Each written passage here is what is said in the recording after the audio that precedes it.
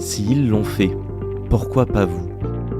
Salut à toutes et tous, c'est Yassine Scali et bienvenue dans la tête d'un CEO, le podcast qui vous inspire à entreprendre. Depuis 5 ans, je vous propose de faire un petit tour dans la tête de un ou une entrepreneur chaque semaine pour justement s'inspirer de leur état d'esprit et de leur parcours.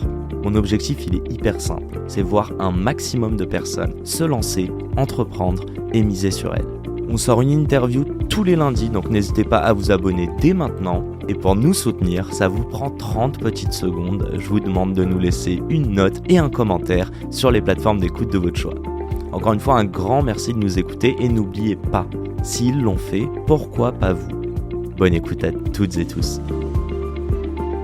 Les amis, avant de vous laisser entre les mains de notre invité, je voudrais remercier notre partenaire du jour. C'est Cena, une insurtech européenne basée en France. Que ce soit pour la mutuelle santé de votre entreprise, pour le vol de votre smartphone, l'annulation de vos billets d'avion, le casse de votre lave-linge, l'assurance santé de votre animal de compagnie ou même la caution de votre logement. Cena est derrière tous ces produits. Mais alors pourquoi ils agissent dans l'ombre? Justement, c'est la particularité de Cena. C'est une compagnie d'assurance qui vend des produits uniquement via des courtiers d'assurance. Sauf que, ça tombe bien, on a reçu son CEO, Steven Le Guillon, il nous explique tout. Concrètement, ils ont atteint en 5 ans plus de 100 millions d'euros de chiffre d'affaires et c'est déjà plus de 2 millions d'assurés en Europe. Il nous explique ce succès justement grâce aux 3 exits qu'il avait fait juste avant. Encore merci à Cena de nous permettre de vous proposer cet épisode qui, je l'espère, vous inspirera à entreprendre. Bonne écoute à toutes et tous. T'as lâché un salaire à combien? Je peux pas te dire. Tu peux donner une tranche? Disons qu'aujourd'hui, je suis sur une fraction qui est moins de 10% de ce que j'avais avant. Donc tu gagnes moins d'un dixième, ok, d'accord. Ça va, tu vis aujourd'hui. Donc oui, tu vivais bien gracieusement avant. Ok, très bien. Oui, voilà. Non, mais c'est bon, c'est que c'est bien payé en finance. Tu penses être un jour aussi riche en tant qu'entrepreneur que tu l'as été en finance? Je pense que c'est pas la... Ça va paraître un peu la Lida, mais t'as 2 types de richesses en fait que tu cherches dans la vie. T'as la richesse de l'épanouissement vraiment de l'intérieur où tu te dis je suis vraiment en train de créer quelque chose de spécial. Et c'est ce que t'as quand t'es entrepreneur si t'es successful. La richesse au sens dollar, ça tu peux l'avoir dans plusieurs carrières. Oui, bien sûr, mais c'est la question que je te pose. Est-ce que tu penses, toi, dans ta c'est pas tête, le la même retrouver? objectif. Tu ne réponds pas à ma question. Non. Je dis pas que tu entreprends pour l'argent. Alors tu me dis quoi? Que le facteur financier était beaucoup plus important quand tu étais chez Goldman et dans ta carrière en finance, plus qu'en entrepreneuriat? Non, même pas. Mais c'était, disons que c'était un énorme facteur quand j'étais en finance. J'avais un job qui était bien payé, j'évoluais très vite et je travaillais avec des gens intelligents. Disons que c'était ça le... Et quoi, ils sont pas intelligents en entrepreneuriat? Non. Alors, pas du tout. Au contraire. Oula. Non, au contraire. Je dis très publiquement. Je travaille avec des personnes chez Sifflet, des personnes les plus intelligentes avec qui j'ai jamais travaillé dans ma vie. Donc, il n'y a pas de question ou de doute là-dessus. Shout out to the Siffletiers. Shout out. Mais non, mais ce que j'essaye de te dire, c'est que c'est pas... c'est pas une finalité l'argent. C'est pas une finalité, voilà. Est-ce que ça aurait pu l'être un peu plus en finance du coup? Disons qu'en finance, en fait, tu évoluais parce que ça te permettait d'avoir un package plus gros, plus de responsabilités, plus de challenge. Donc l'objectif est financier. Alors qu'ici, je vais pas être promu pour être plus que CEO l'année prochaine. Et puis, ouais, en fait, ok. Et tiens, c'est très intéressant. Ce que tu es en train de dire, c'est qu'il y en a un, tu es focus sur ta carrière. Voilà. Là, tu es focus sur un bateau que tu fais grossir. C'est ça. C'est ça. Et en fait, la prise de plaisir, elle est complètement différente. Parce qu'avant, je mesurais l'évolution de ma carrière avec mon salaire, avec le niveau de responsabilité, avec les gens qui me reportaient, etc. Là, je mesure le niveau du success dans ma carrière. En fait, c'est même plus ma carrière, mais c'est Sifflet. Et c'est tout ce projet. C'est plus complexe, ça met plus de pression. Et surtout, it's bigger than me and my career. Tout à l'heure, tu as parlé de quelque chose de très important. Si jamais un jour je suis plus chez Sifflet, ça reste quand même une boîte que j'ai fondée. Tu vois, c'est mon succès professionnel. Alors que le jour où j'ai quitté Goldman, j'étais plus employée de Goldman et ma carrière chez Goldman était terminée. Tu vois la différence? Parce que je dirais pas que j'ai rien créé chez Goldman, mais... Non, mais bon, c'est une boîte énorme, on se souvient pas de toi, quoi. Je déconne. Non, je rigole, là, c'était pour être méchant. Je veux juste savoir, c'est quoi ta responsabilité par rapport aux équipes?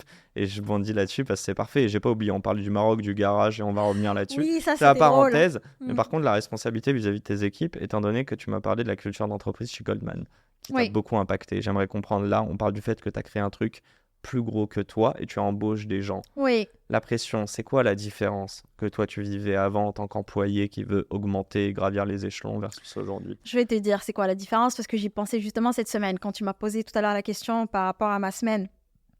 En fait, quand j'étais chez Goldman, on avait, entre guillemets, un playbook de voilà la culture de la boîte, voilà, c'est pas moi qui l'avais créé, c'est les fondateurs de Goldman qui l'ont créé ou les employés pre-IPO de Goldman. Tu un truc où tu rentres dans un process. Mais en fait, tu rentres dans le process, ça te plaît ou ça te plaît pas, mais si tu rentres dans le process, c'est que a priori ça te plaît.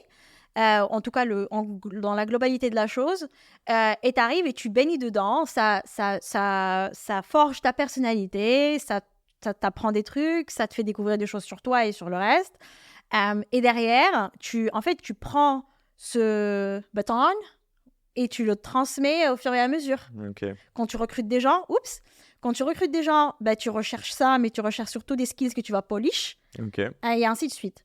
Quand tu crées une boîte, en fait, moi, c'est marrant, j'ai un peu sous-estimé ça, pour être complètement honnête, tu vois. Quand tu crées une boîte, tu crées la culture aussi. Et du coup, la culture, comment est-ce qu'on la crée? C'est pas juste comment tu parles ou comment tu t'exprimes ou comment les gens y voient, mais en fait, tout, you're under the microscope, parce que les gens, ils te regardent et ils cherchent des clues. Tu vois ce que je veux dire? Ils cherchent des guidelines. Ils veulent comprendre où est-ce qu'on va, et on va être honnête. Toi non plus, tu sais pas où est-ce que vous allez. Des fois, oui. C'est compliqué. C'est ça qui est dur. Est-ce qu'en tant que CEO ou en tant qu'entrepreneur, et on parlait de radical candor, d'être honnête, est-ce que c'est un truc positif de dire à tes équipes que là, par exemple, on est en train de tenter des choses, mais on ne sait pas si ça va marcher, on ne sait pas exactement où ça va, ou à l'inverse, il faut grave les rassurer, se la jouer, on va tout défoncer, quitte à ce qu'on se retrouve dans une récession, et je crois que c'est ce qui arrive. Oui, alors en fait, c'est une excellente question. Moi, pour revenir au sujet de self-awareness, etc., moi, je suis consciente du fait que, tu vois, I'm a first-time CEO et first-time entrepreneur. Donc, first time, t'as droit à l'erreur. Exact. Oui, quand même. Mais en fait, moi, j'ai pas tant de problème avec l'erreur. Tant que tu apprends vite et que tu passes à autre chose, c'est pas. Moi, j'aime pas me retarder sur le problème. Ça sert à rien. Comme j'ai dit tout à l'heure, hardcore problem solver. Et du coup, en fait, t'as envie, en parlant de la culture de Goldman justement, parce que je sais que ça a la réputation que ça a, et on va pas rentrer dans le détail. Je connais pas trop, je connais plus l'écosystème. Moi, globalement, il y a beaucoup de choses que j'ai aimées, il y a beaucoup de choses que j'ai pas aimées, sinon je serais encore là, tu vois. Et en fait, quand je suis arrivée, j'ai essayé de beaucoup, ou quand j'ai commencé à siffler, j'ai essayé d'éviter à tout prix ce que j'aimais pas chez Goldman, et d'essayer d'insister sur ce que j'aimais chez Goldman. Et en fait, ça a créé un déséquilibre dans le message, au final, quand tu te rends compte. C'est que soit tu es trop dans le positif, et on a l'impression que ça manque de transparence, de crédibilité, voilà.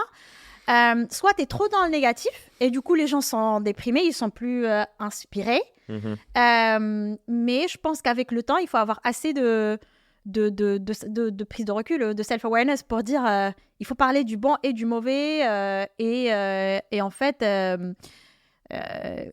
dans la vulnérabilité au final il y a une force, c'est la confiance, tu transmets la confiance, voilà, exactement. Je veux juste revenir là-dessus. Si Sifflé voit le jour au Maroc, il se passe combien de temps après? Putain, if only I knew. Oui, attends, redis. Si Sifflé voit le jour, au Maroc, dans le garage de tes parents, plus ou moins. Plus ou moins, ouais. C'est quoi la suite? Ouais, je voulais comprendre un petit peu. D'ailleurs, ils ont changé depuis que j'ai quitté pour dès que Sifflé a eu un nouveau bureau, ils m'ont dit ok, du coup ta chambre elle n'existe plus. Ah ouais? On va la merge avec la cuisine. Ah oui, non, ils ont pas changé de baraque, ils ont juste viré ton. Ils ont dit comme ça tu retournes plus ici. et vide-nous tes affaires. C'est ça, c'est terminé. Ton ordi, tout ça, enlevé. Faut pas que tu penses que tu peux retourner encore. Anyways. Je vois très bien. Les messages subliminaux des parents pour te dire en tant qu'enfant, tu as grandi, mon C'est ça, mon ouais. fils ou T'as ma 30 fille. ans, voilà quoi. Après, on a rejoint un incubateur et je suis arrivée à Paris quelques mois après. On a levé le seed en septembre 2021.